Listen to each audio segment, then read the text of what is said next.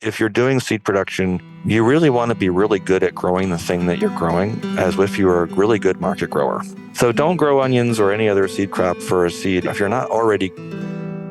Welcome to episode 22 of the Seed Farmer Podcast. I'm Dan Brisebois, seed grower at Turnasol Cooperative Farm and spreadsheet and crop planning enthusiast. I'm also author of the upcoming book, The Seed Farmer, a complete guide to growing, using, and selling your own seeds. We're actually a week out from the official release date of this book, and you can pre-order your book now if you want from no-till growers and other places where fine books are sold. With the Seed Farmer Podcast, I want you to get inspired to go out and grow some seed on your farm. Heron Breen is this episode's guest. Heron grows seed on 6 acres at Fruits of Our Labors in St. Albans, Maine. In this episode, Heron and I discuss the nature of seed work as a plant-based meditation that encompasses sculpture, art, science, and quantum physics, and the generational connection that seed provides across time and space. And then we pivot into talking about how to space seed crops and the reasons and importance of broader spacing before delving into what words like heirloom and open pollinated seeds really mean. In the deep dive, we talk about growing onions and leeks for seed. I hope you enjoy this conversation.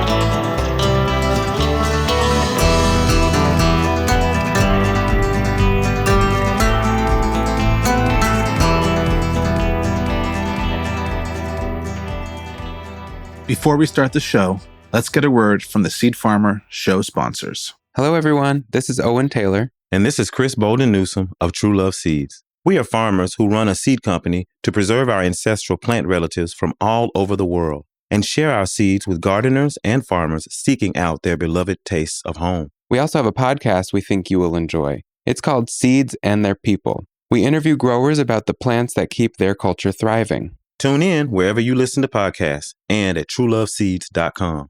All right, everyone, important public service announcement. I know some of you are already making plans for how you'll spend the winter, ordering tools, researching seeds, projecting crops. It's also a great time to gather with our farmers to share knowledge and skills. This February, join thousands of farmers like you from across the U.S. for 3 days of community building and farmer-led learning at the 36th Annual Marble Seed Organic Farming Conference in La Crosse, Wisconsin. Find out more and register at marbleseed.org/conference. All right, back to the show.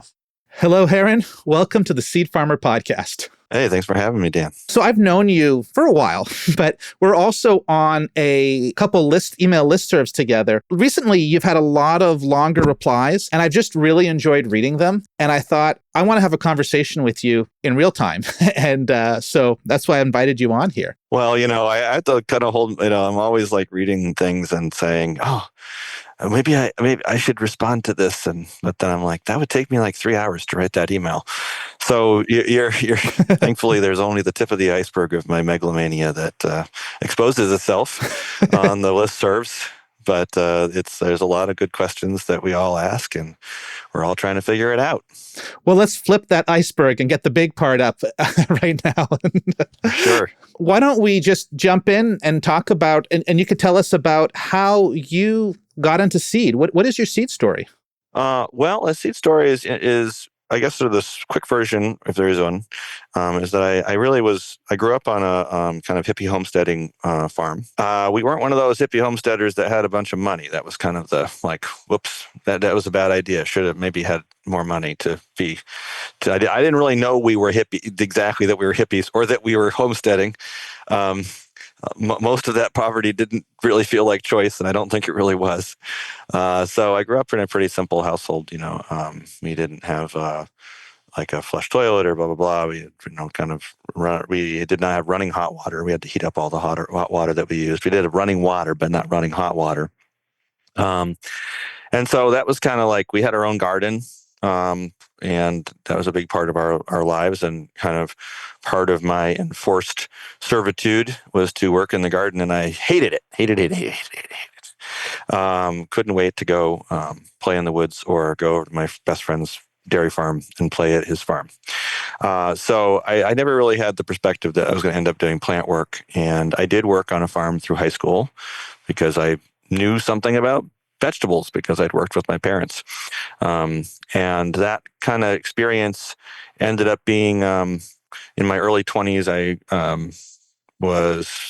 got a autoimmune disorder came to light and was very crippling. I was like disabled for a couple of years.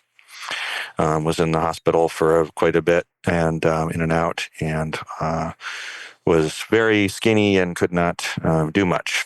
And that led me to being very bored. People who have chronic illnesses will probably tell you that boredom, or just like, it's kind of miserable because you can't really do anything. You're kind of trapped within the limitations of your body. So I had a friend who had a farm, and or I knew of a friend who had a farm, and I asked him if I could come over and just do some work for just like, even if it was just like an hour, just to be outside, just have a place to be, and then he wouldn't have to pay me, and if I could just come over and have something to do. So that it started that way because I just wanted to have something to do. And I would go over and just like, whenever I ran out of steam, I would check out. And that could be an hour, it could be 5 hours, but it could be a day a week, could be a couple days a week. Eventually, I realized that was a pretty good environment for me to recover in and gain my physical strength through. And there's a lot of challenges and tribulations when you're ill, mostly financial, but also personal, because I was in my early 20s, and all your friends are off doing early 20s things, and you're kind of stuck in a pretty serious illness, and it's hard. And I was out doing some work, and I was just kind of working through all my thoughts. And at the end of the day, I was like, geez, I came to the farm kind of miserable, but I left the farm in a pretty good headspace. And I realized it was like an epiphany of, working with plants. And, I'd had a connection with plants through forests, nature growing up, just where I live, and realized that this work, this interface between people and plants and what plants were offering and people was not a really talked about thing in our society, and it had both a spiritual and a personal connection for me. That was a moment where I said, geez, I think I should start working with plants more seriously. At that point, I had kind of already started working part-time at Fedco Seeds seasonally. And I kind of leaned into that, I guess, as the young folks say, and made that kind of something I was doing and found my way through it. There's a lot of, failures or, paths that lead nowhere or they lead somewhere and you learn something. But with Fedco, it was a great experience to work at a retail seed company, mail order retail seed company, very flexible, creative atmosphere with some really great folks who became, kind of real mentors or at least sort of uncles and aunts in a lot of ways to me as I grew up, because I basically grew up there. I ended up working there for 23 years. So from the time I was 22, I want to say, till just a few years ago. So I grew up there, basically, which was bad for them, good for me. And that story of there was a point in that work where selling something has limitations, which is there's only so many things that you can have, the bandwidth for the customer, or how, what can sell, what won't sell. And there's just decisions that get made because that's what selling something kind of creates. And I realized there was work that I wanted to do that the seed company was, rightfully saying, hey, that's just not what we do or what we're interested in. And I said, well, I have to have a little bit of separation between church and state. And so, Fedco being state and my own kind of path being what I believed in, which was my version of church. So this was in my late 20s, and I kind of looked around for some land to lease or rent or something, because I was in no financial position to own or buy anything, and really still am not really in that position. And, I say to people about your farm is that, like, whatever you go into your farming thinking in your head what a farm looks like, that may be a great goal. It may also be something that constrains you. So if you go into thinking that a farm is a white farmhouse and a big barn and all kinds of facilities and equipment, you're going to have to carry that debt because that's what you're sort of proving to yourself that equals a farm. So for me, proving to myself what equaled a farm was I just wanted to work in the dirt. And I didn't have a lot of that. I should be like this. And I just knew that I started off thinking that I was selling vegetables. I sold vegetables kind of wholesale for a while, off and on, but integrated seed work into that. And the seed work part of it was just really when I was at my kind of some of my lowest points in my health. I had always wanted to travel the world, and which really hasn't happened and probably won't happen. But I was really food and cooking was really interesting. It had always been interesting to me. And as a kid, I just watched every cooking show I could possibly watch on the public television. Um, and I always I love food and I wanted to travel all these different places. And I just realized I wasn't going to travel to all these different places. So I had to figure out how I was going to bring those places to me. And part of that was okay, I'll grow food from those places in my home garden, from Italy or what have you. And then I kind of stumbled upon the fact that some of this stuff was very rare, or that there was this thing called seed saving. And that was interesting to me. And then I kind of realized there was these things that were older and that were rare and that maybe needed some folks to do some seed saving with. And that was kind of an epiphany, my first year of saving seed from a squash. And, it was kind of mind blowing. And I realized that was the way that I could bring the food to me, but also realized that it was a version of time travel, where if you grew a squash that somebody had eaten 200 years ago, you were actually sensorily participating in the same sensory experience that they had, which is a real commonality in terms of consciousness. If you're eating something that somebody else ate, and that those same receptors fire, even when I have different context, that's a really interesting space. So for me, this seed work sort of started there and involved in my farm. I really didn't call it my farm. I rented about 6 or 8 acres, and it still is my primary kind of site. And that was I called it my laboratory. I didn't really mean it like I was a scientist, but more like I needed to experiment and kind of make some failures, but also try to find different ways to do this work.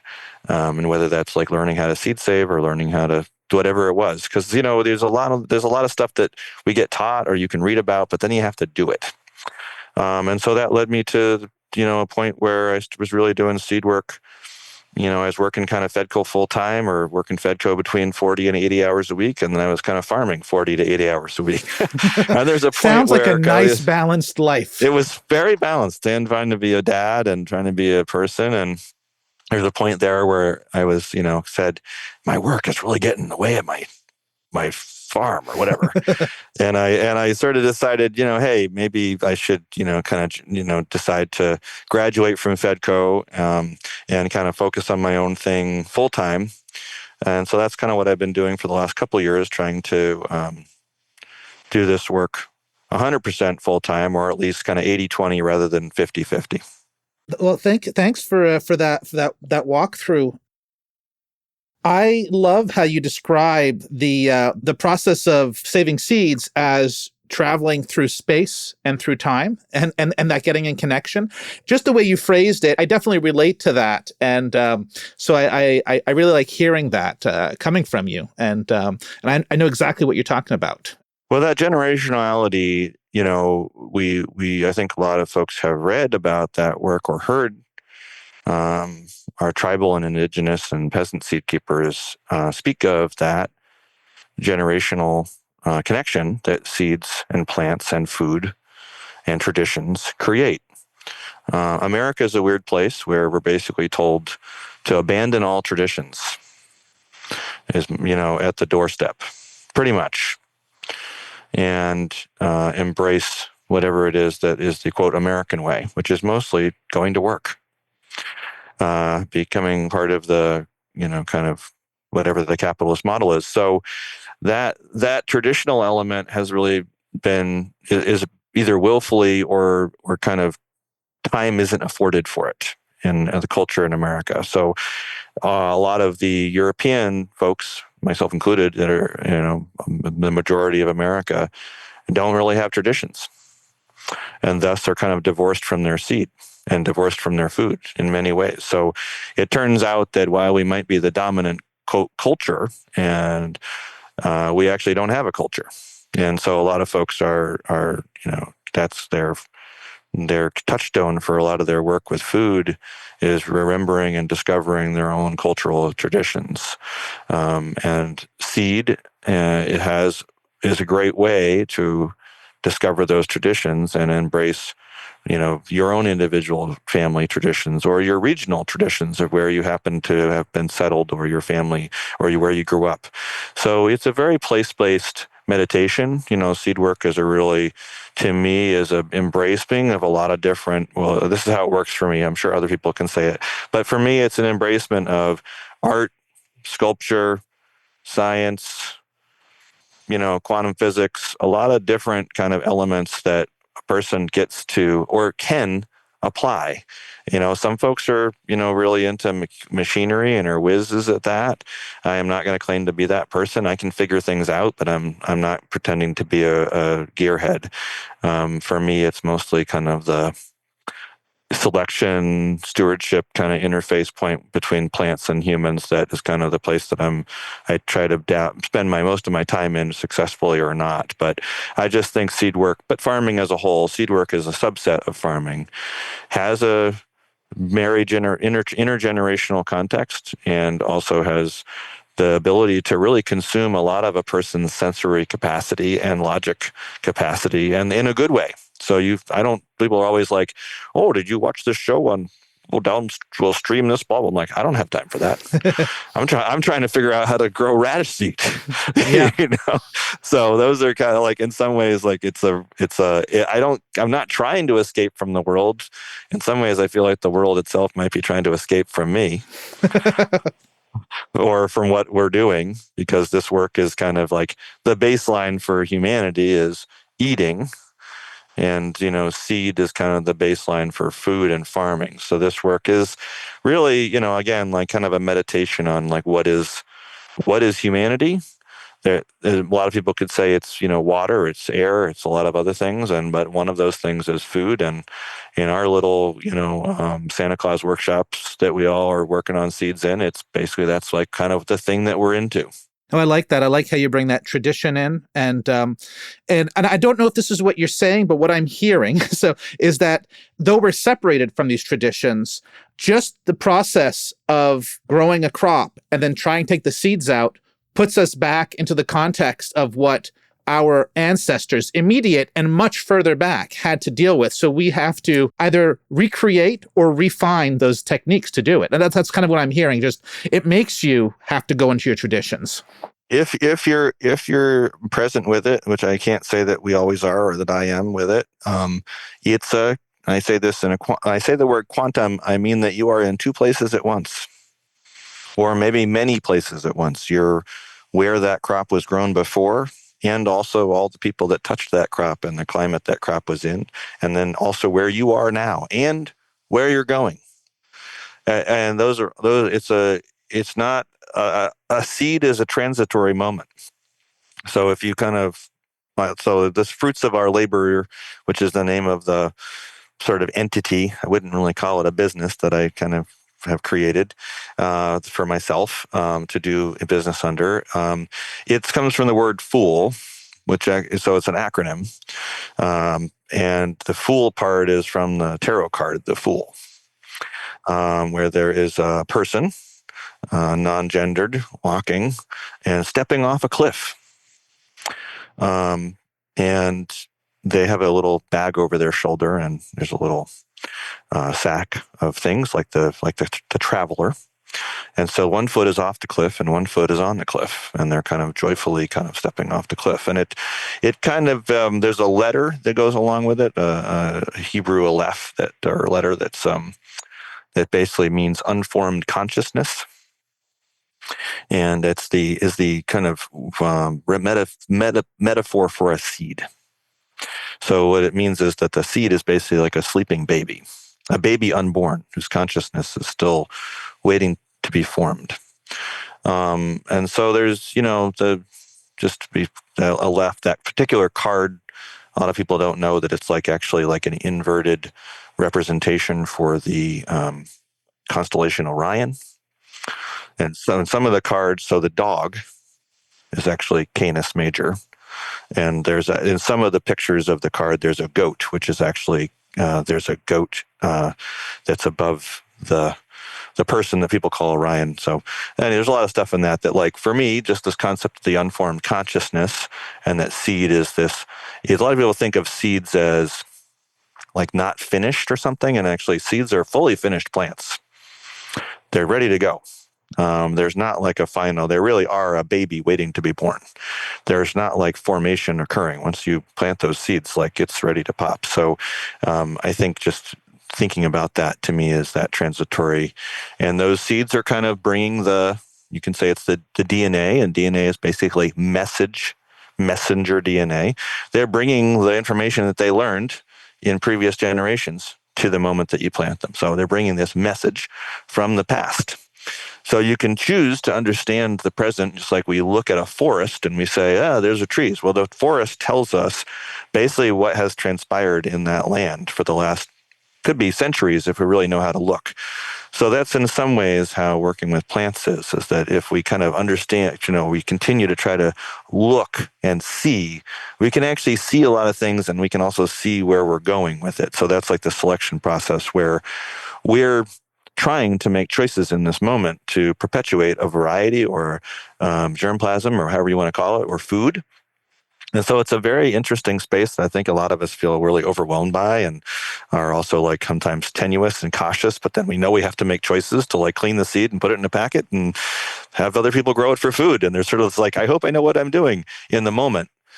Which I think that part is where we're trying to reconnect with our traditions and gain awareness, because we want to know what we're doing. We don't want to just be kind of throwing seeds into the future without some awareness. But that's what I think when I say a movement, I don't know what that really means, but I think that's kind of what our movement is doing with seed, is trying to regain and reimagine that awareness for our current context, so that we can become better stewards of food and our community. So that's kind of what I'm seeing. That's my little view into the work that we do, which I think we've talked about way too much probably. But so let's ground this quantum conversation into what growing seed looks like for you right now. What's going on your farm, in your laboratory, and what do you do with the seed? Yeah, so right now we have 6 different plots. There's sort of 3 larger. One if there's about 6 acres of land in rotation, and then there's another one that's probably it was an acre or so. Now it's going to be probably 3 acres this coming year. Then there's another acre that's at a different location, and then 2 or 3 small garden plots. I say small garden, 30 by 40, or then there's a larger one that's probably about a quarter acre. So these are spread out over the course of about 20 miles as a crow flies. So across a couple different counties, with my home in St. Albans being kind of the central wheel, or sort of hub, or whatever it is that we kind of depart from. I'm really lucky to work with my mentor, my friend Donna Dyrek, who was for many years Fedco's primary trial grower. So Donna was is an amazing gardener who was contracted to grow most of Fedco's trials. So we didn't have our own trial farm, but we paid Donna to be our sort of grower. And so for many years, for a decade or more, I worked with Donna, and I was the trial kind of manager at Fedco, and that was the interface where I designed the things and evaluated them and co-evaluated them with Donna, and Donna grew them. And just due to sort of unforeseen circumstances, Donna hasn't had access to her property and land, and so she's been working with me the last couple of years, and that's been an amazing. I get to wake up pretty much every day in the growing season and work with my mentor, which is kind of I don't even know what to say about it. Kind of somewhat shocking. So that's been like a huge move forward. And so we're managing about this year, it's about 6 acres of crops. That spread the line between kind of research, sort of breeding works and seed production, some food for ourselves and other folks. And we do that on a couple different soil types. I try to choose plots that don't have rocks, because I grew up with lots of rocks and lots of clay. So I try Not to. one of the traditions you're trying to root yourself in? That's right. I kind of have like this element of where there's things about farming that I'm not attached to, where I'm perfectly excited to hire large scale tractor work out to really skilled folks in my community who already know how to do that work, who already have that equipment. And while it's a cash outlay to say, hey, for $70 an hour to have someone come over and do something, well, geez, they get it done in like 2 hours, where it would have taken me like 2 days, with lesser equipment or lesser knowledge. So I'm happy. I live in the community that I grew up in.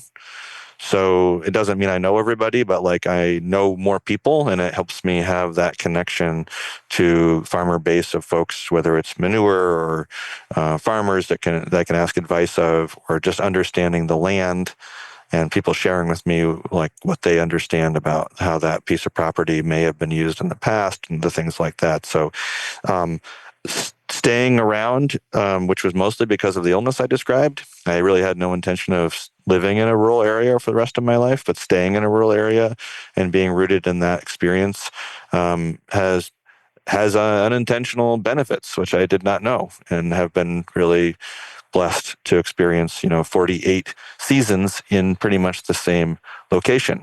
That might mean that I'm not that adventurous, but the seed work is kind of that adventurous. So we did about 6 acres this year, and that was probably 6 acres, 1 acre too many. What we kind of recognize, that's probably the most we've done, or that I've done. 3 or 4 acres has been kind of more the norm, and we kind of pushed the envelope because it felt like we were getting to an experience level where we could try that. And there was an acre that is excellent soil fertility that I was blessed to be able to use, but it also has a lot of rocks, the thing I talked about trying to avoid. And I kind of didn't know that, and that changed a lot of how that piece of land could be managed. And so the crops that were there were not up to our standards, but they still had value for our seed work. So we were able to kind of get benefit from it. But these are the learning curves of like, oh, okay, actually it's kind of when you crop plan, a lot of times people are like, if everything goes well, this should all work out. And kind of with seed work, it's what I'm learning is when you get to a certain scale, actually, I have to plan, like, imagine if things didn't go well. Would I still have time to get to all the things that are in the field? Because what I learned a few years ago when I started doing too much was there's no point in putting the effort into a crop that you are going to fail, that is going to be a failure. And so I've learned to only do what can actually be, or try to do what can actually be successful, even though that's still a huge amount of like killing myself work. It is a really, like for me, it's both a commitment to the crop, like whatever that variety is or that plant, to say, okay, you're trusting me to do this. I have an obligation to actually fulfill this commitment to you and make sure that this thing that I said that we're going to do and that you agreed to, that I'm not going to fall down on my part if I don't have to, if I don't get sick or there's not some kind of crazy thing. But in some ways, that's what kind of happens is every farming season, you either encounter something in your family or the machinery that breaks down or there's weather or there's something. And that does kind of reframe, I think, for me, the gambler nature of farming and also how that intersects with seed. Like I've always said that farmers are kind of like long-term gamblers, like the worst gambling addicts. It's kind of a joke. But in a way, like it's because it's a very long-term endeavor, particularly with seed. Like seed's a super long-term gambling thing, multiple seasons sometimes, particularly if you're breeding something or sustaining something or stewarding something. And I don't really mean gambling, but really you're playing with a lot of variables. Again, kind of that quantum here, there, now, in the future thought process. And what I'm really learning is that it's important to bite off what you can chew, and maybe even less with seed work, because there's a lot of things that come into the stages of seed work. Are kind of, it's not just like market farming where I grew the zucchini and now I'm stuck with a lot of zucchini that I have to sell. Well, it's still the same in seed work. There's still a lot of zucchini that it probably won't become seed, but then I've still got to like figure out when that seed should come out of that zucchini, and I've got to, get the zucchini seed out, and I've got to dry it, and I've got to store it, and I've either got to find a market for it or whatever I'm doing with the seed at the end of that. So the steps are like, in my mind, from my experience with produce farming is way easier than seed in a certain way, because the story ends when either the food goes bad or you sell it. One of the two. So you've grown on 6 acres of seed, maybe 1 acre too much. I'm really curious what the spacing is on there. Like, do you have wide row spacing? Like, because 6 acres is a lot of crop. Like, I know what you can get out of that. And so, what does spacing look like? And it might be crop dependent, but I'm kind of curious. How much crop is in there in those 6 acres? Yeah, definitely not what people would assume, because if I was farming just for produce, vegetable production, it would be much closer.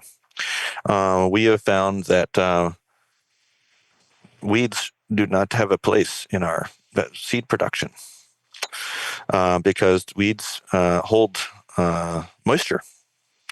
And we live in a temperate climate here in central Maine, zone 4B. And that season is very it's variable.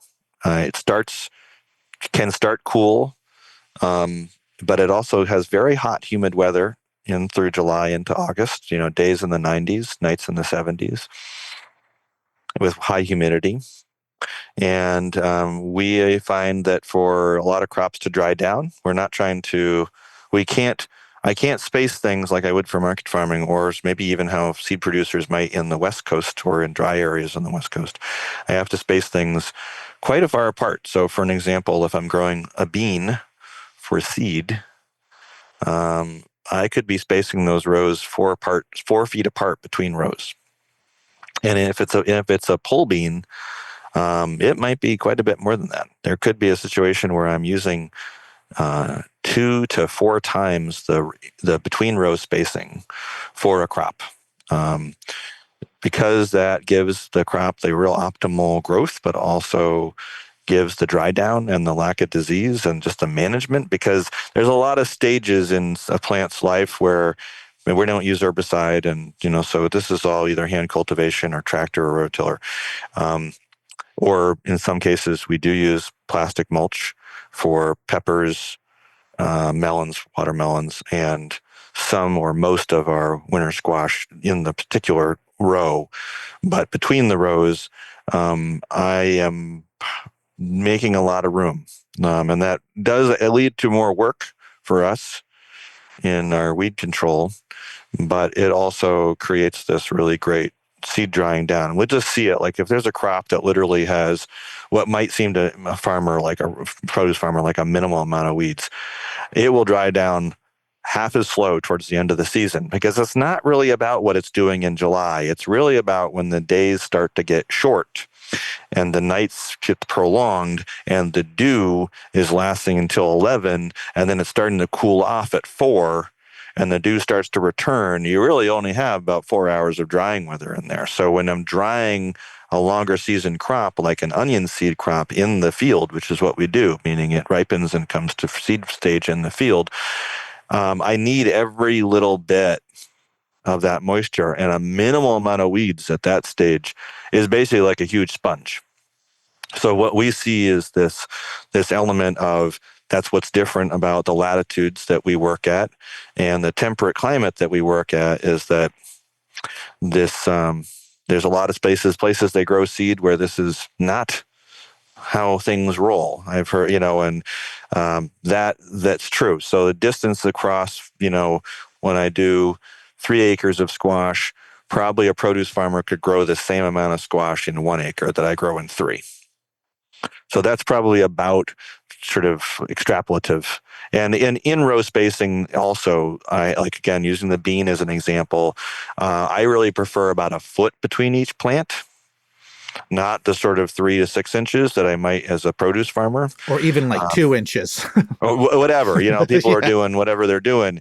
And part of this is selection oriented. There's some projects where we're really like honing in on a specific variety and trying to improve it or select it or maintain it. And that requires some wider spacing to see plant by plant performance or yield or what have you. So there's some of that where we have some projects where our winter squash will go 6 feet apart in a row, single plant seedlings, because we're trying to look at, or our cucumber, because we're trying to reselect or revitalize Marketmore 76 as a cucumber, because there's some off types in a lot of the general strains. And what I've just seen is there's actually some plants that are that are actually disease resistant. So when Marketmore 76 was originally bred, it had these disease resistances, which people are like, oh, those disease resistances are like they're not up to date or something. And then I'm looking at the population, realizing that actually there's still plants in here that are totally disease resistant. They're just mobbed by or watered down by the other sort of filtered through genes of open pollinated production that have kind of come into it or expanded, that are not disease resistant. So this work that we're doing is a little bit outside of just the standard, how much seed can I get off of a row of cucumber? We can do that work, and we have, but we're doing a little bit of a different work where our work is we want to maintain and be able to select the variety as well as get seed off of it. So even in a seed production context, we're not doing standard seed production for a lot of things. It's kind of like, how do we find a spacing that works for optimal seed ripeness, disease management, in a general organic context. We're not certified, but I don't use anything that's not, and I barely spray. I think I spray fungicide like really only for tomatoes and potatoes, once when it's necessary. So for overall, it's a very low spray operation, and we're not using any herbicides or anything like that, and really no pesticides except for on potatoes and say maybe cabbage looper for brassicas. So it's a pretty minimal management, but we find that the health of the crop and the health of the soil and the spacing is the thing that gets us to the promised land. So it's probably like a lot of people come to the field, to the primary field, and are like, where's all the weeds? That's the first thing they ask. And second of all, they usually, thankfully, say how nice our stuff looks. Whether they're being polite or whether they really mean it, I don't know, but thank you. That's what we're striving for. And then they do ask about, why are things so far apart? And we have this conversation about what we're seeing. Well, thanks for explaining that. And because 6 acres, and it sounds like you're predominantly 2 folks doing the work. That can transfer hard if you think if that might not be clear to somebody who's growing like a 1/4 acre just of salad greens and barely keeping up. Well, we also aren't doing any marketing. So I mean, what I mean by this is a lot of folks hear that, and it's 2 people working 5 to 7 days a week, 10 to 16 hours a day, which I don't really recommend 16 hours a day, but it's happening. Trying to change that. If you're not being pulled away to wash and pack and go to market with produce, there's a lot of time. So that's kind of a little bit of, again, what's the difference between what I'm doing and maybe what, and this doesn't mean that a farmer can't grow seed. I don't want to give the impression here, because I know that's something that we might want to talk about, is can produce farmers engage in seed work? Totally. Well, I'm doing something different because I already did that produce farming thing, and there's so many produce farming farmers around me that are awesome at what they do. Maine has like the highest density of organic vegetable farms in the United States, pretty much, I think. And they are way better than me and way better capitalized and have way more skill. And I just don't have any interest in chasing that or competing with them, because that's pretty much what it would be. And they would kick my butt. So I'm going to do what I'm going to do. And this other thing is a little bit on that. That's why I kind of say it's more like I say to Donna, Donna, we run a private research station, because it's like it's seed work, but then there's kind of the plus where the kind of contract work that we do get is more someone saying, we have this line or this open pollinated variety that needs cleanup work, And can you do cleanup work on this? Or we have this kind of special pepper or something that's hard to produce. Can you produce that? And more of what we do is that more difficult work for something that's quirky or needs high attention. And I think like when we in the plant breeding world, we talk about nurseries. Like someone will say, this is my corn nursery or this is my squash nursery. And what they really do mean is it's kind of like taking care of a nursery of children. Mm-hmm. And Your the babies that care are that being you might pampered. give. Yeah, in a way, it's like different level of care than if I was just growing winter squash for seed, which I have done.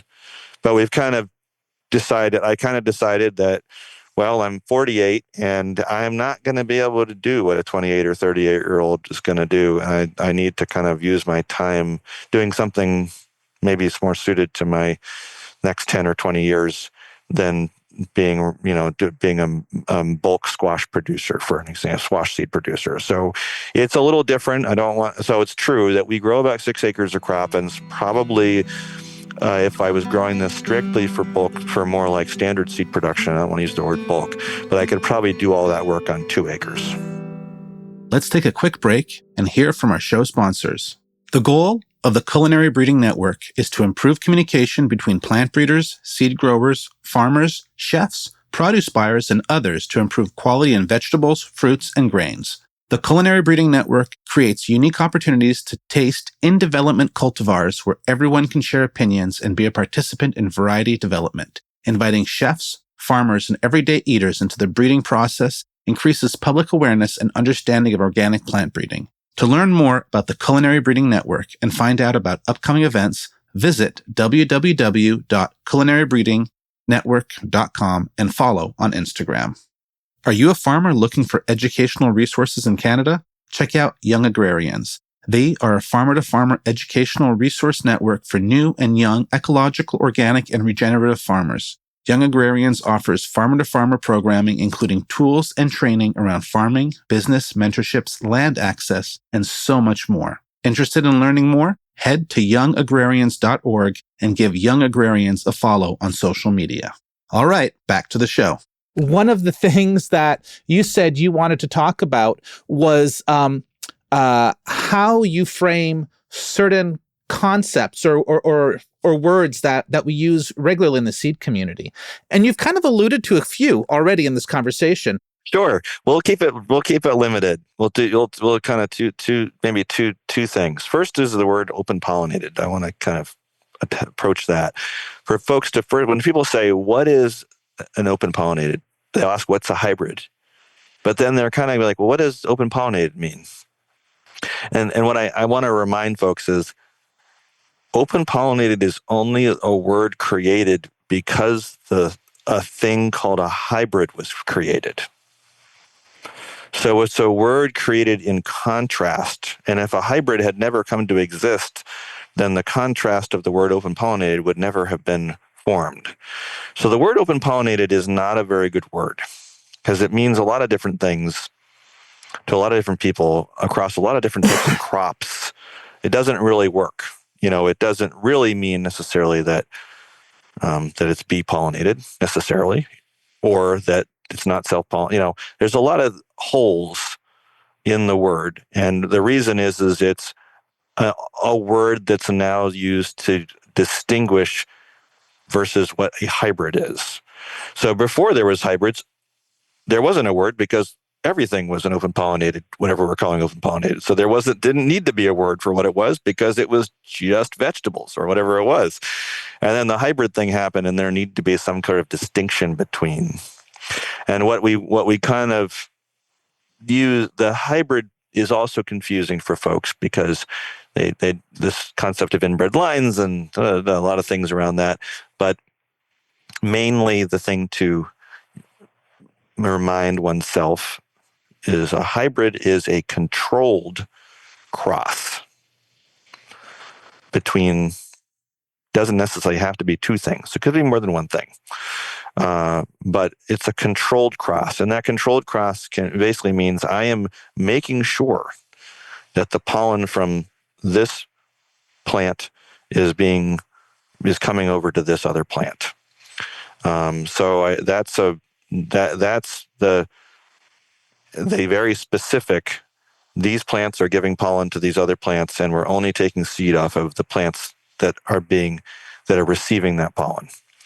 And that is whatever outcome that we're defining. And it can be that some hybrids are actually inbred lines. When inbred lines means that they've been kind of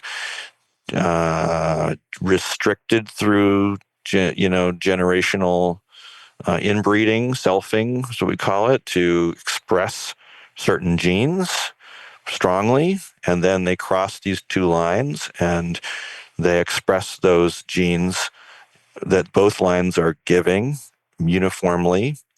And it appears to folks that they say, well, geez, you look at a hybrid and it's uniform. It is uniform phenotypically. Actually, genetically, it's a big old mess. But this is it's not necessarily uniform. It's heterozygous, which basically just means that there's a big old pool of stuff in there. And this sort of, not the miracle, but the way that genetics works is we get certain types of stability from this type of crossing. But mainly the stability is we're also looking for genetic stability with certain diseases. So there's some things in hybrid production I've kind of gone down that thing. But the open pollinated part this is where it gets really vast and crazy of what's an open pollinated and what does it mean and how should we maintain them. And it's really like so diverse. That's a huge conversation that I would love to have our community have. But that is like people have that biggest question of what's a hybrid, and then they ask what's an open pollinated. And I think that's the biggest response that I try to explain to folks is open pollinated isn't really a word. It's a word created in response to the word hybrid. So it's a huge, vast, almost undefinable context across lots of different species that is really not necessarily to know all the answers about. It's more valuable to know what is a hybrid and try to understand that a little more. So that's one of the places that I think we as a seed community should understand more about what hybrids are and what their potential is in our breeding work, or how we can have that, take some hybrids and use them in our seed work. And also, how do we actually manage open pollinated varieties? Because I do know and also firmly believe that, but I want to put the no part in there. I know that open pollinated varieties can deliver the same value in lots of different ways, flavor, performance, disease resistance, that hybrids can. But that requires stewardship and selection. And that part of seed work is something that we are still kind of, I think, discovering in our seed community what that means. And it means something different for everybody and different crops. So I think a lot of times there's become an assumption that open pollinated varieties are somehow naturally very diverse. Or that's its intended original state. And what we really discover when we go back and say, okay, what did Waltham butternut look like when it was released? It was a completely uniform line. And that was what the breeder intended. They did not intend it to become as diverse and unselected as maybe it has become in different strains of Waltham butternut.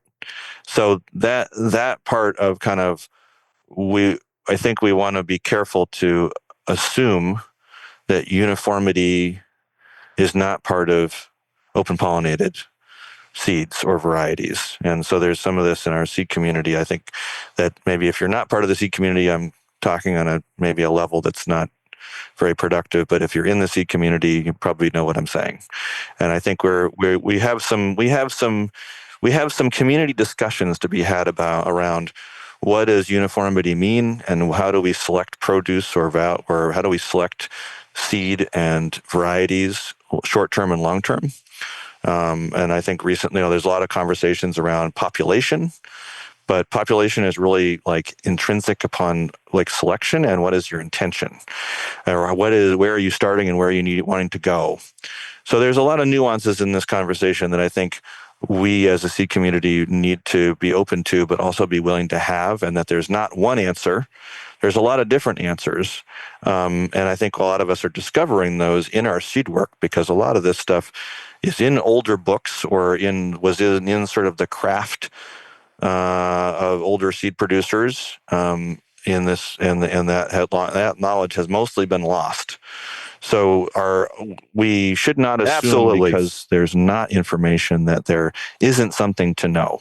To summarize what you've been saying about open pollinated varieties is right now there's an assumption that there's a lot of diversity in there, but we can breed and maintain varieties that are actually fairly uniform in the way they appear, the same way we have hybrids that appear very uniform. And these open pollinated might have a broad genetic background, even if they are uniform, the same way a hybrid has a broad genetic background in some context, or there's genetic diversity in it. That it's important for us people working with seed to know that that's possible, and that might not be the direction we want to go, but it is a direction that people can go. And then you alluded to population, so growing enough plants so you can see that diversity expressing. And then we need to choose, and like you talked about, maybe bringing this back practically, you talked about your market more 76. If you're growing them out more spaced, you can see there are individuals that are more disease resistant. If you're working with those plants, you can select something that is more disease resistant. If you're also looking at the fruit, something that's more uniform, and doing this over the years, you can have something that is uniform, even though it's an OP. And effectively, that's what an inbred line in most cases is somebody has taken Marketmore 76 and maintained it highly, and then crossed it with another line that they've maintained highly. So really, inbred lines are basically, in a lot of ways, inbred lines are a version of an open pollinated line that has been highly maintained. Now, there's sort of levels of the spectrum of that go beyond what you and I might think is even natural or normal. But yes, you've encapsulated that very well. Sorry for talking gobbledygook. But I think basically, like, we throw around words like diversity, we throw around words like open pollinated, and the truth is, in domesticated created crops, there's not actually that much genetic diversity. There's genetic expression or phenotypic, expression that appears to be diverse, and there's a lot of things that we don't understand about plants, or that we've really spent the last 100 years working on mostly single gene expressions in our breeding work and so these are traits like disease resistances or what have you that are mostly about a single gene or a couple genes working together, or at least their markers are single genes, even if that's not the structural mechanism. But most of the things that matter to us, like flavor, are multi-gene expressions. And we don't really know how to manage that. Like, science hasn't really actually figured that out. And that's really cool, because it means that what we realize is, geez, actually, a lot of folks were working without, chromosomal marker awareness and a whole bunch of other stuff, or whatever, genetic, alleles and all these other things that people are concerned about now. But they bred like 99% of what we now consider food without that, which is really important to recognize, that these people that have come before us were probably smarter than us because they didn't have, quote, the tools. There's this sort of like illusion that we're kind of at the apex of humanity. And I'm not saying that some other place was better or worse, but I certainly don't think people were less intelligent. I probably suspect that they were having to use quite a bit more of their senses and awareness, and that intergenerational communication is probably really key to all that, to be able to select these plants to get to, there's a kind of a consistent metaphor with corn, where if you look at corn and you say the genetic selection and then breeding of corn, over the course of the last 10,000 years is like a foot long. And then like the part that we've contributed over the last, 100 years is like your fingernail. So like, we make a big deal about what we're doing now in agriculture, but we're really fighting upstream in a lot of ways, partly because of what we've kind of framed as agriculture. So there's a lot of stuff in this to unpack, and seed work has so many layers and conversations that we're out in the field, and I think we don't consciously think about all these things. But I think there's a bit of this context that travels through us in the community, I think, as we're doing our work. And we all have our theories. Now, I'm going to segue into this other word, the word heirloom. people use the word heirloom vegetables. And I don't really know who came up with this, but I'm going to push back against it. This idea that anything that's older than 50 years old, a variety that's 50 years old, is somehow labeled an heirloom. So, in case folks don't know, there are lots of old varieties that were bred by universities or by seed companies. So you can go back to 1920 or 1930, and there's lots of varieties that a university bred and was released through a seed company. I don't call those heirlooms. Those were commercially bred. It was commercially released. They've either been in the seed trade or consistently or off and on. I call those classics. Okay, so an heirloom to me is very much the same definition as it would be for something that's in your family. It's something that's passed around or handed around in a family or in a community. And it doesn't mean that it couldn't be sold or exchanged or bartered, but it's mostly kind of like outside of the normal seed trade. Okay, we could call a variety that has entered. Well, let me just explain this. So this is my own version of this. Like when somebody gives me an heirloom from their family, I can say an heirloom from Dan's family. If I'm maintaining it and selling it, I have asked this question to myself. Am I selling an heirloom? Because if I went to a place that was selling heirlooms, it would be called an antique. And if I was a museum, it would be called an artifact or something like that. Is it an heirloom if it's been removed from the intergenerational stewardship? So if a seed company is carrying it and it's just being increased by seed growers in seed lot productions, and the seed growers aren't necessarily selecting it, or the company is not selecting it, or we're just selling it in packets.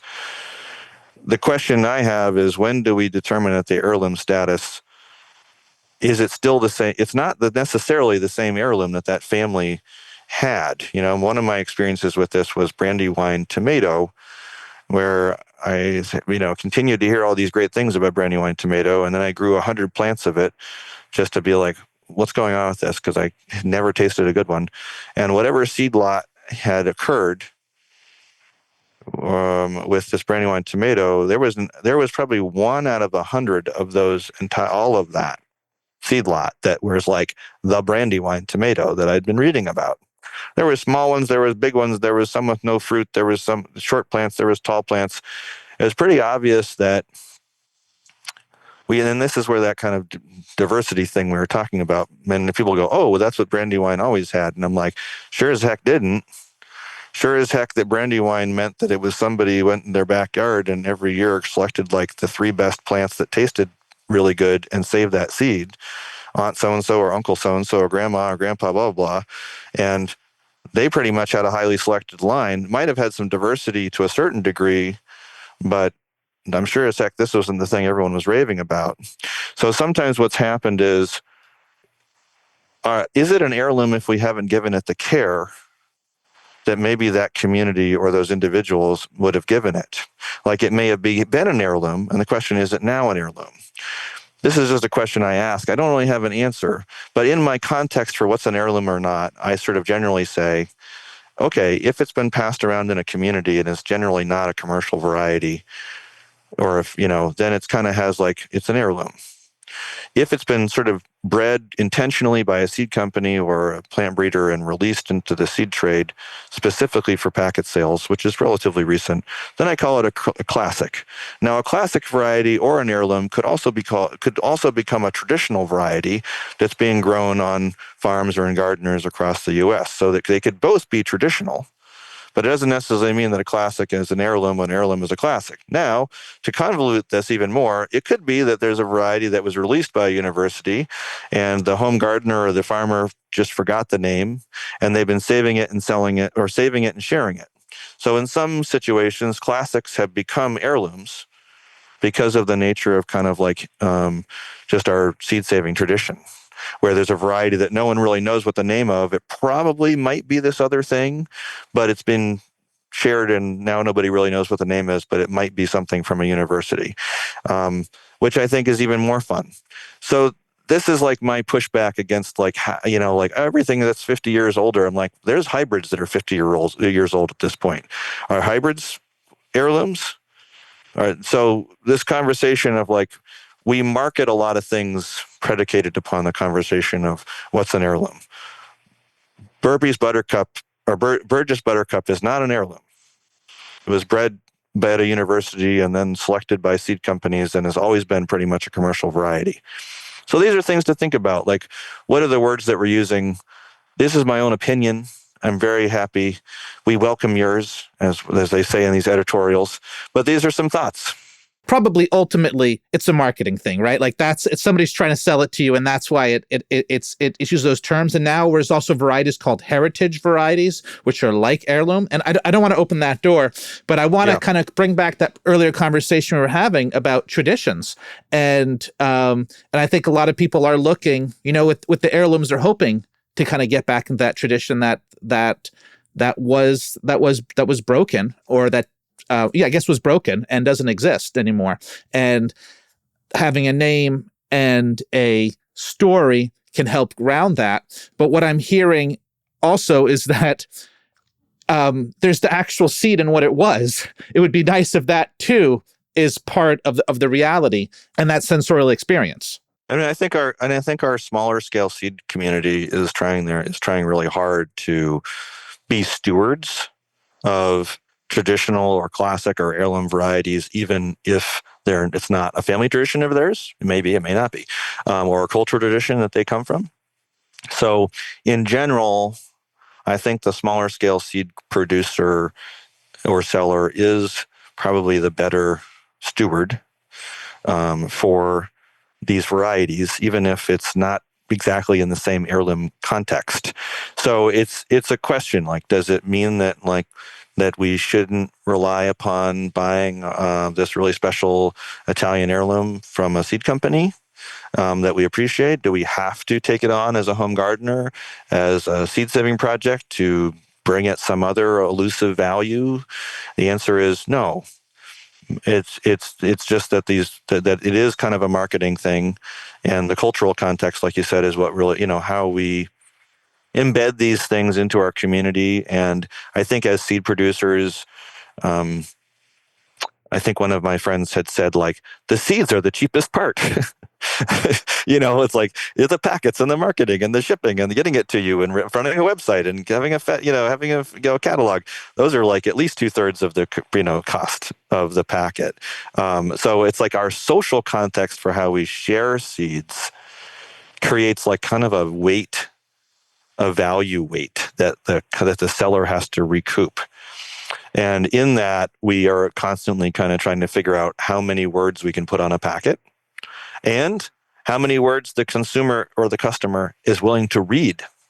Like, do they want to know this lengthy 3-page backstory? Do they care? How do we bring those values to the point of sale? So these things are like, I think these values are generally important to smaller scale seed sellers and maybe even large scale seed sellers.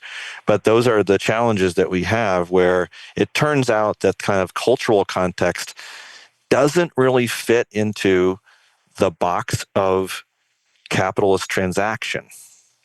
And that's where we end up with a challenge where, like, this history, this culture, this provenance, this place, these flavors, we are hoping that what we're doing is perpetuating that, or at least giving some foundation for that to blossom.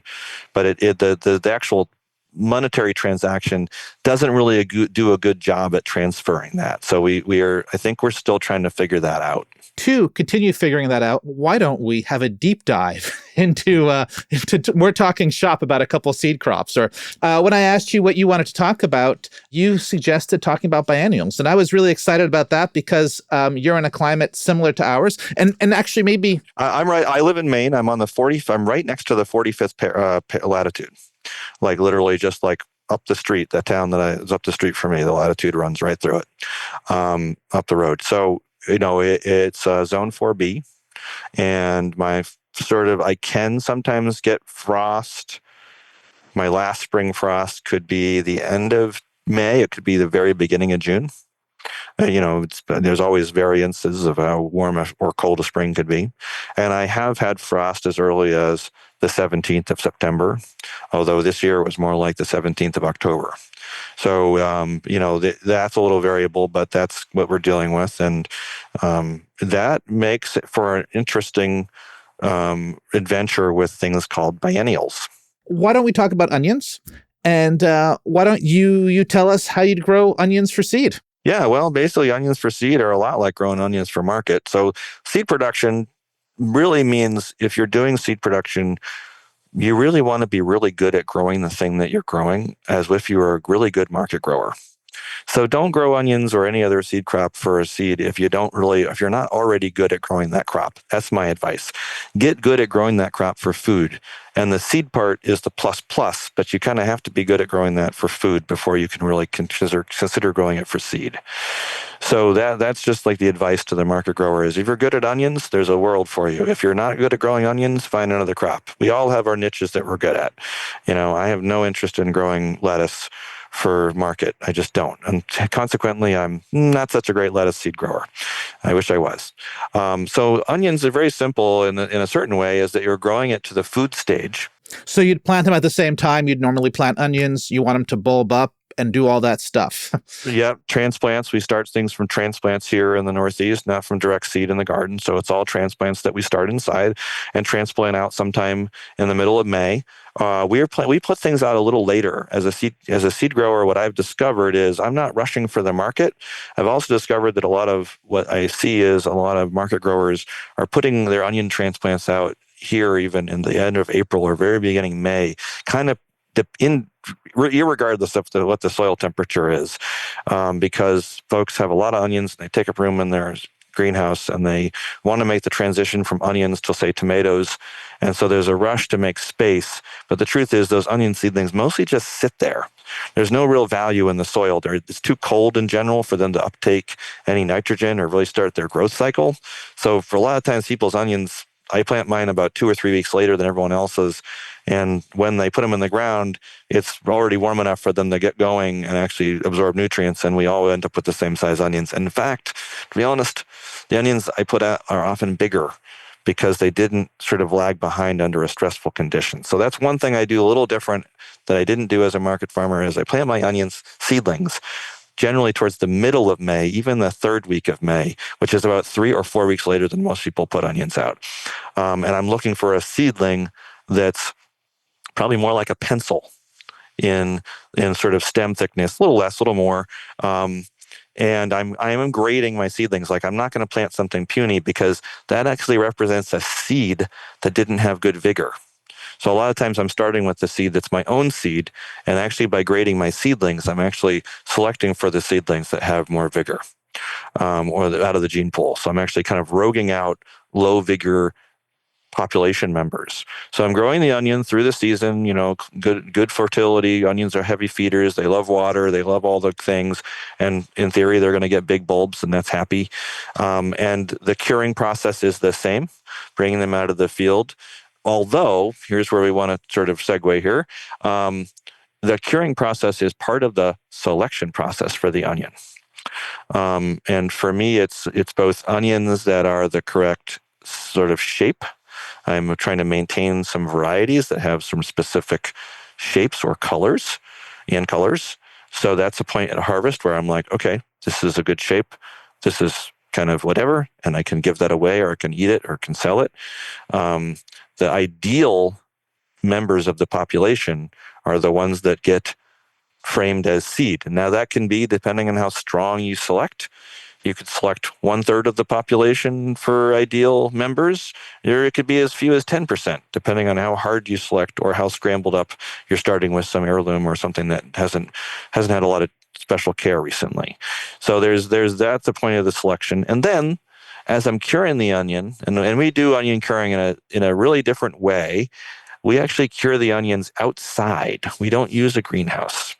And that's a little bit different, and it's actually reflective of how onions used to be grown.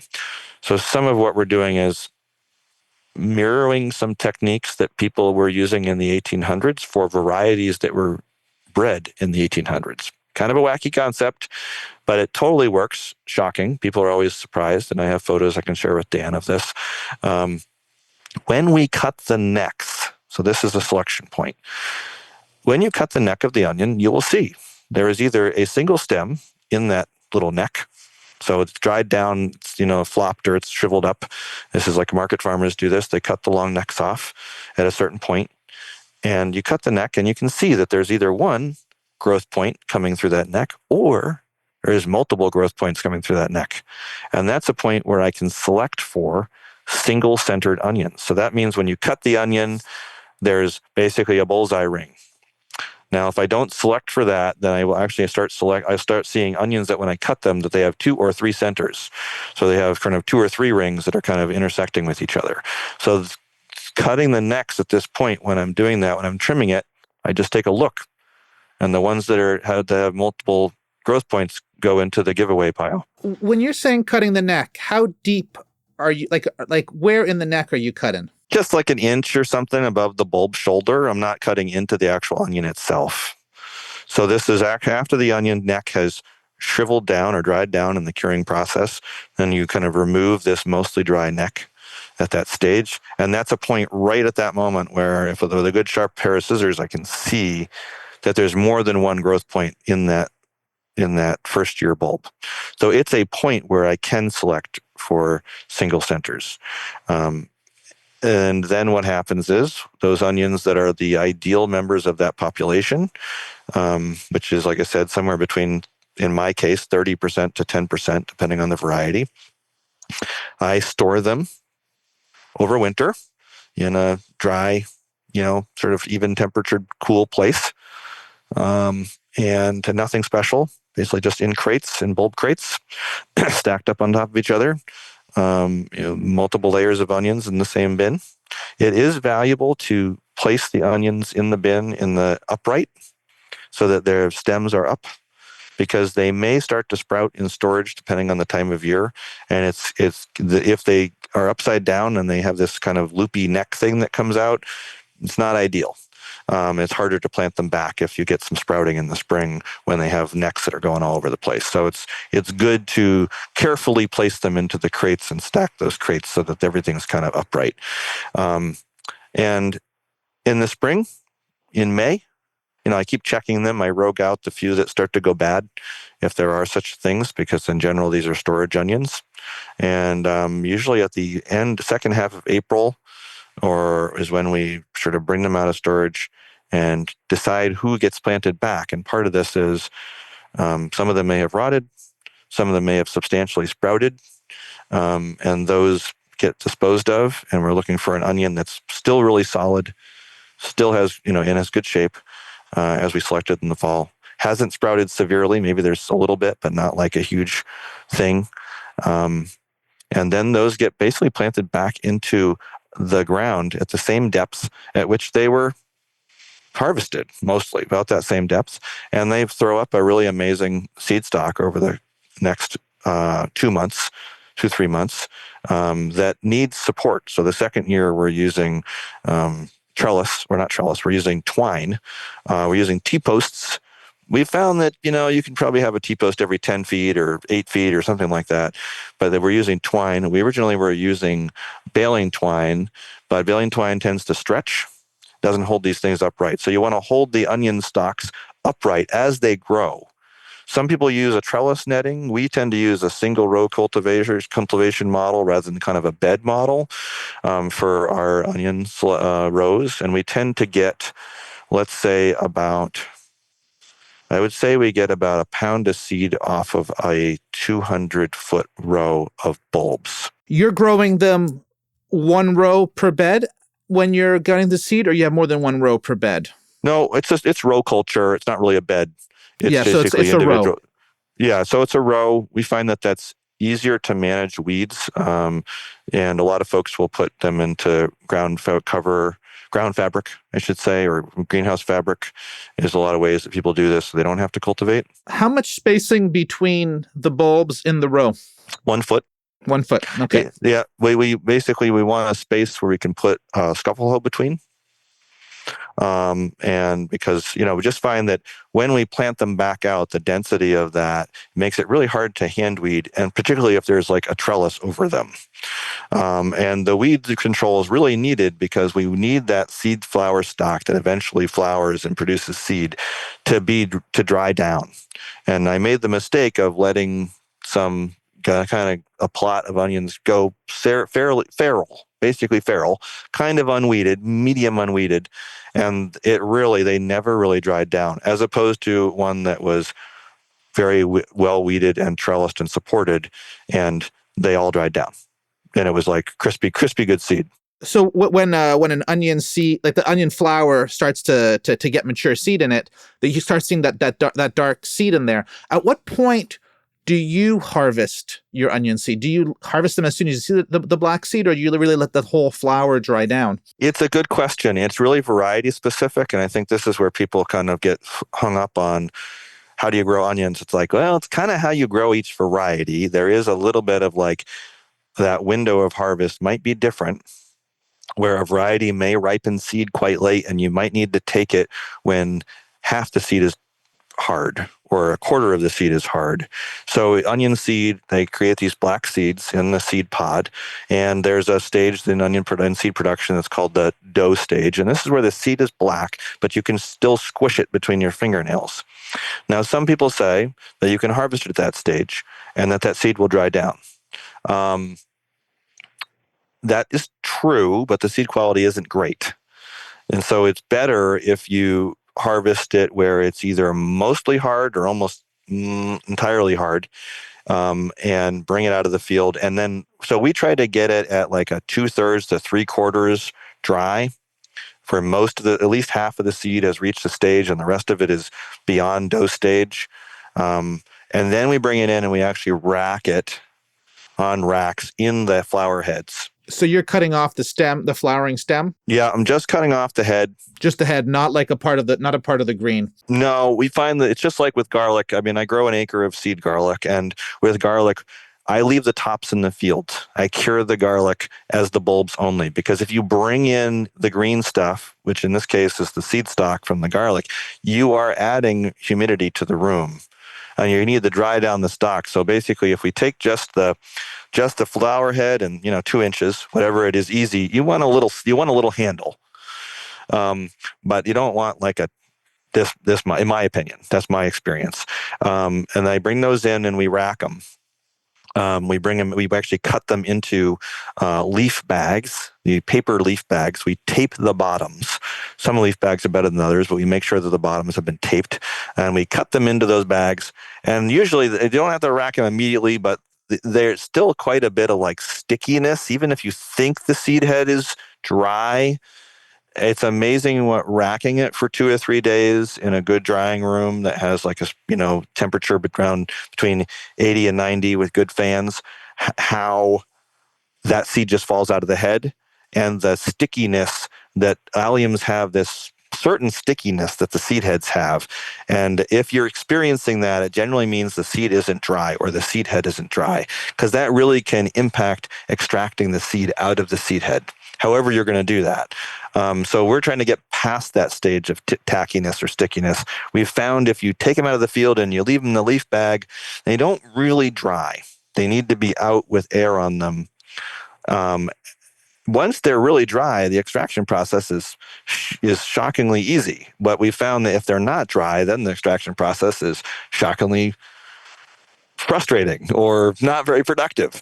So that's where we've come to that space where then there's an element of, at a home level, you can, and we pretty much do most of our seed lots in this as simple as we can, where you can take a grading rake, a heavy grading rake, and literally just like beat the heads on a tarp, and they already will have dropped a lot of seed in that screening process. We probably get half of the seed that comes out of the head, or a quarter comes out in that racking process on the screens.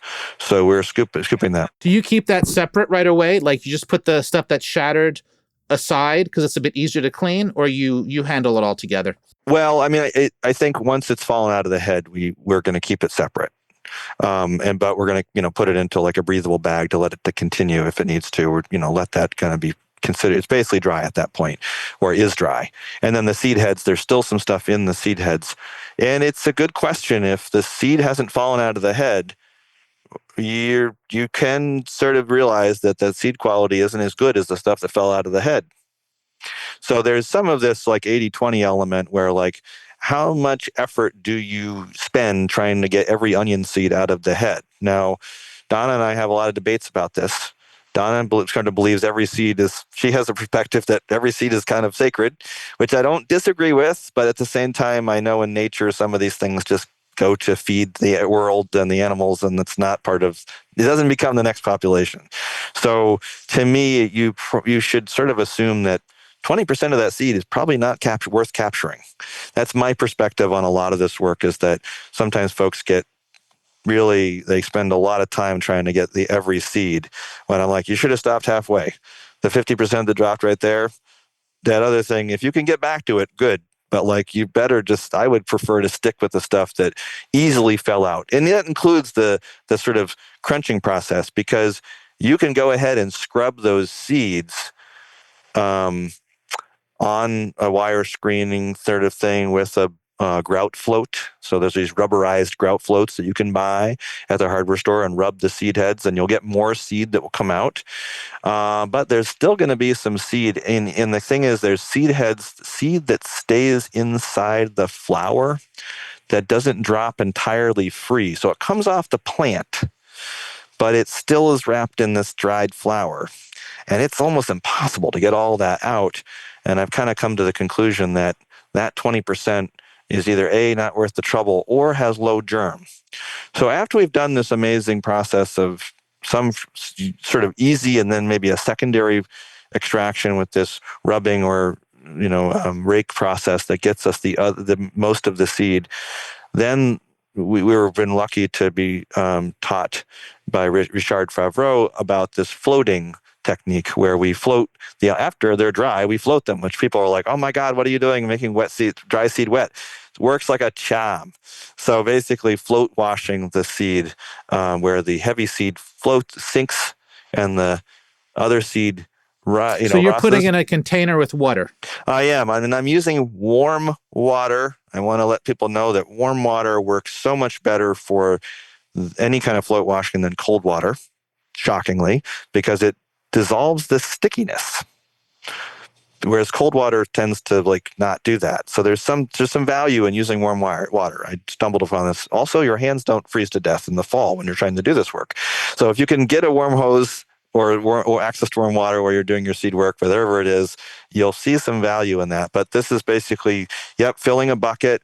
You put seed into the 5-gallon bucket, maybe half full, and then I continue to fill it, and I stir it around, and a bunch of seed falls to the bottom of the bucket, and there's this cap of debris, which you could winnow, but we found that it's actually quite difficult to winnow that off, and also that those seeds that are heavy that are wrapped in this dried flower petal, and all of those float. Or at least my experience is most of those float off. Now, the secret is, yes, of course, it's only like a 5-minute process. This isn't like the seed isn't You're not sitting in soaking this them. water. You're just Yeah, putting it in, I'm just taking doing it off. Yeah. And then we re-rack them. And that has been the most effective way for us to get high germinating onion seed with a pretty, straightforward process. Of course, we trial and error. None of this was straightforward. Now we feel like, okay, this is what we do. I'm sure there's an even better way to do this, is to use a belt thresher to separate the seeds out of the heads. If you have one, they're amazing. So that's a really valuable tool if you can build one or use one. That's the tool for kind of professional extraction of carrot, beet seed, onion seed, etc. It's a belt that is kind of rubbing in different directions that doesn't damage the seed, but basically strips the seed off of the stem. And in general, there's a whole lot of stem that falls down, and the seed goes out the other direction or falls out, and they get separated in the process, and then there's sort of winnowing involved. But even in that process, I still think this float washing element has a lot of value. Yet, of course, again, like it was a little disheartening because we had all this onion seed and then we float washed it and then we probably lost a third of the seed. But the germ was substantially higher. And the challenge with onion seed is that onion seed is notorious for not holding its germ. And I think this might be because we are keeping around seeds, obviously, that have lower vigor. And if I want a really long-lasting onion seed batch, which is what we've seen, is that we are getting really good germ even 3 years later on some batches, that this high grading is really good. And I would like to have high grade seed. I'd like to feel that that's what the customer is getting if they're encountering a seed lot that I've grown. So that's my own approach, is to try to get kind of a higher grade seed lot. And I do separate the grades. Like I have like 3 grades of seed. I have like my A grade, B grade, C grade. And the B and the C are generally what I sell. And then the A grade is kind of what I hold on to for stock seed and or kind of like sales that might be needed if there's a disaster occurs. The germ is usually sort of, 5 percentage points between each grade. And generally that grade is created by winnowing. And the winnowing is really simple, and it's primarily just 2 box fans on the back of my pickup truck with bins and a tarp. It's not that the winnow wizard isn't an awesome thing. I'm just probably too controlling to allow a machine to do the work for me. But I think it's a great idea. I love it, but I'm too controlling of a personality to have faith that it did it right. So I want to see that, and I want to adjust it and play with it and tweak it and kind of see it. So, I'm like that. But that's how onion seed has worked. And I want to frame that people say, can you grow onions in the temperate Northeast or wherever in a temperate climate?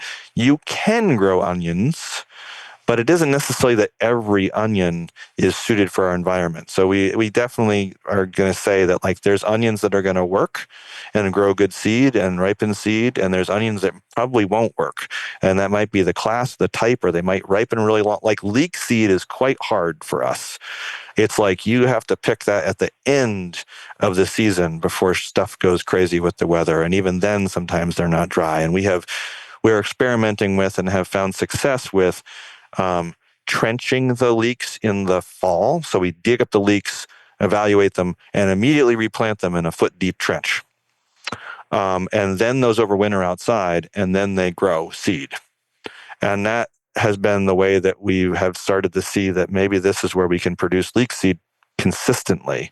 Because it's not about whether you can produce some leek seed. I can produce some leek seed, but can I produce a saleable amount of leek seed?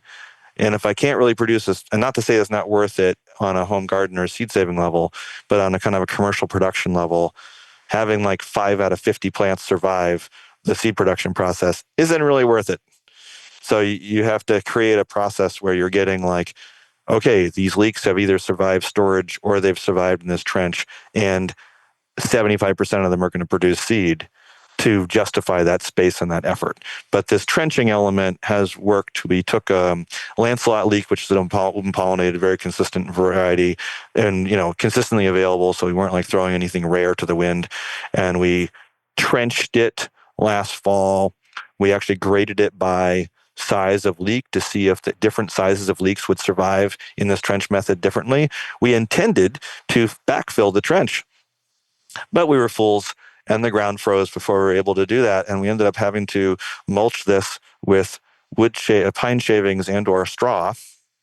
And we were like, this is a total failed experiment.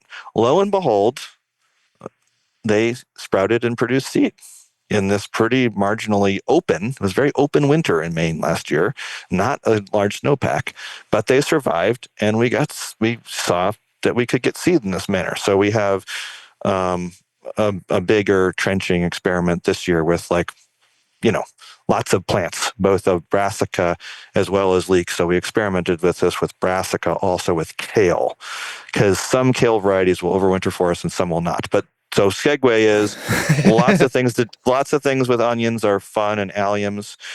We grow a shallot, we grow a couple different onion varieties, and we are trying to grow 2 leek varieties at this moment. The leek varieties are the most challenging, and they have a very long season. So I wouldn't start with those if you live in a short season temperate climate here. So I'm going to ask you a couple questions, lightning round. So what would you tell your younger seed growing self? What advice would you give younger Heron? Oh, I don't know if it would be about the seed growing.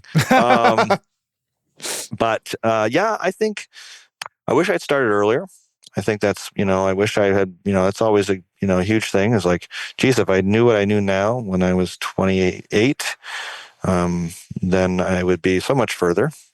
So, trusting your instincts, trial and error, stick with it. There was a transition in my farm in that space where I was selling produce and working with seed. And that was the right thing. I was lucky to make that transition and also have a day job, which I think is also, it's like that balance, like I explained, where I was working like 2 jobs basically. It was necessary. There's not enough money in my region, I think, either to just be strictly a farmer in some cases, or to be strictly a seed farmer. So I find that most farms traditionally, somebody had an off-farm job, even going back over the last 100 years, whether they cut wood or they drove a bus or they did a bunch of different things. So I think a lot of folks say, oh, I'm trying to make money just farming. And I'm like, that is kind of a rare thing. And I think that if I had kind of like known that balance was the way, I wouldn't have kind of felt like I was a failure because I couldn't make money just farming enough, quote, to survive. So, I think there's a lot of we look at ourselves very self-critical, a lot of failure feelings in farming or in our work because we should be able to make a living. What's wrong with me that I'm not doing this, quote, more efficiently? It must be a failure in my crop planning. And of course, all those things we have growth curves on. But I think it's just important to know farming is often one part of a person's income.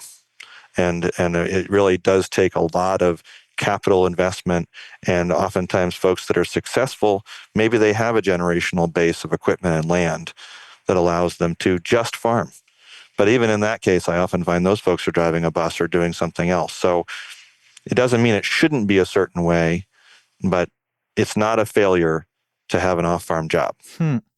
What would you say to market growers to get them to start growing a little bit of seed on their farm?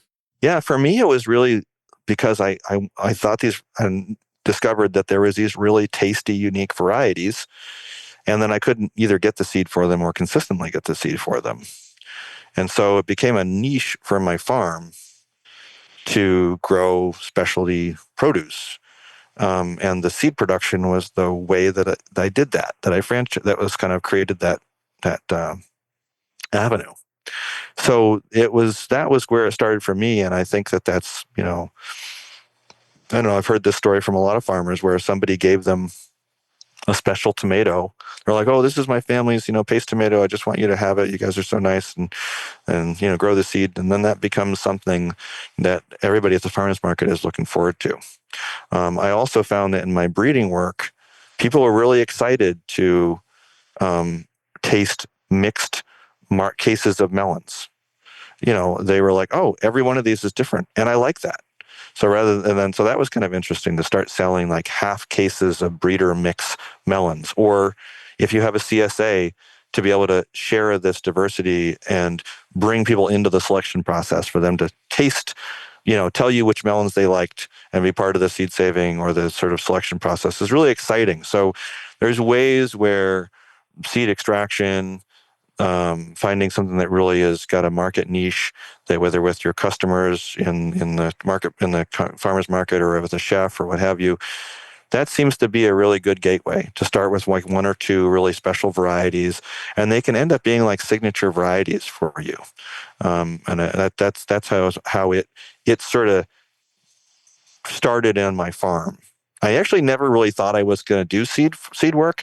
The truth is, I actually was wanted to grow nursery stock. I was was interested in having a fruit tree nursery, and this produce thing was going to be the annual income that supported the long-term nursery. But the nursery thing kind of got subsumed in the seed work, and I kind of fully went into the seed work. Is there anything that I should have asked you that I haven't asked you? I think you should have asked me, Heron, do you know how to give short answers? Well, I will know next time we have the conversation. The shortest answer of this entire interview is that one.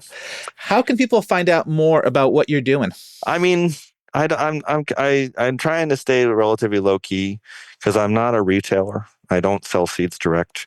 I'm really happy to share my experiences, and I try to share with everybody whatever it is I've learned, even if it's going to lead you astray. So, emailing you is great. If you see me at a conference or in person, feel free to talk to me. I'd love meeting people. I do have a website. It's not really up to date, but it does have information about how to contact me, and I'll share that with Dan. But I don't really use the website. To be honest, the work that I do is the thing that I do, and so I'm not like an Instagram-y or Facebooky person. I don't have anything against that, but we're just doing what we're doing. So the answer is, I live in Maine.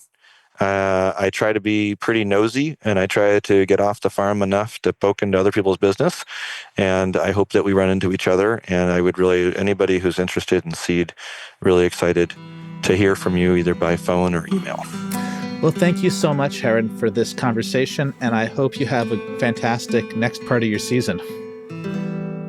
And that's episode 22 of the Seed Farmer Podcast. I've been cleaning marigold seeds lately, and I used to be really frustrated by marigolds, but what I've realized is that I think I was growing the wrong varieties. They just didn't have enough time to mature seed, and I was having a hard time cleaning this partially matured seed.